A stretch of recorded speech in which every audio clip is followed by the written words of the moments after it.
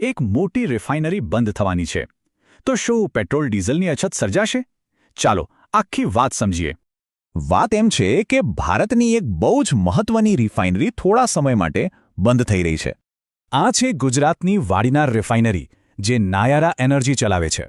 દેશની બીજી સૌથી મોટી રિફાઇનરી. એપ્રિલની શરૂઆતથી લગભગ 35 દિવસ માટે આ રિફાઇનરી મેન્ટેનન્સ શટડાઉન પર રહેશે. આનાથી દેશની કુલ રિફાઇનિંગ ક્ષમતાનો લગભગ 8% હિસ્સો થોડા સમય માટે ઓફલાઈન જતો રહેશે. હવે મોટો સવાલ એ છે કે શું 6000થી વધુ પેટ્રોલ પંપ પર અસર થશે? તો ચાલો હકીકત અને અફવાને અલગ કરીએ. શટડાઉન થશે, પણ સંકટની વાતમાં દમ નથી.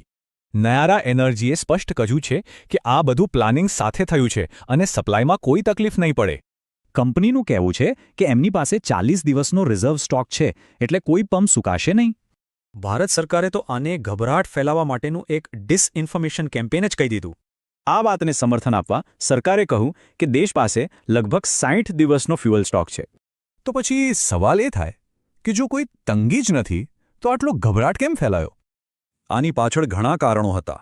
સોશિયલ મીડિયાની અફવાઓ, ભાવ વધારો અને સપ્લાય ચેઇનની નાની મોટી તકલીફો. અને આ જ મોટો ફરક છે એક પ્લાન્ડ મેન્ટેનન્સ અને અચાનક આવેલી કોઈ કટોકટી વચ્ચે. ટૂંકમાં વાત એટલી જ છે કે ઇંધણનો પુરવઠો એકદમ સુરક્ષિત છે, ચિંતા કરવાની જરૂર નથી. આ આખી ઘટના આપણને વિચારવા પર મજબૂર કરે છે કે અફવા અને હકીકત વચ્ચેનો તફાવત કેવી રીતે પારખવો.